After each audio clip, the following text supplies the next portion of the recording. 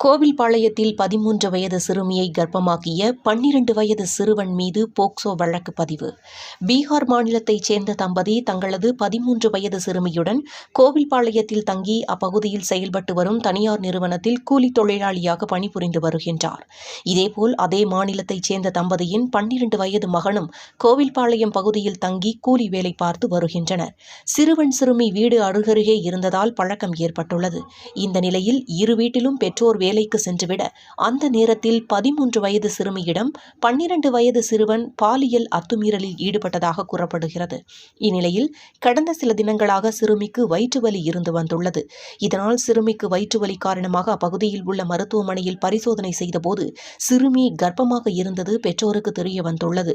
இதுகுறித்து பாதிக்கப்பட்ட சிறுமியின் பெற்றோர் கோவில்பாளையம் காவல் நிலையத்தில் புகார் அளித்துள்ளனர். புகாரின் பேரில் சிறுமியை கர்ப்பமாக்கிய சிறுவன் மீது போக்சோ வழக்கு பதிவு செய்தனர். மேலும் இதுகுறித்து கருமத்தம்பட்டி அனைத்து மகளிர் காவல் நிலைய போலீசார் விசாரித்து வருகின்றனர். இச்சம்பவம் கோவில்பாளையம் பகுதியில் பெரும் அதிர்ச்சியை ஏற்படுத்தியுள்ளது.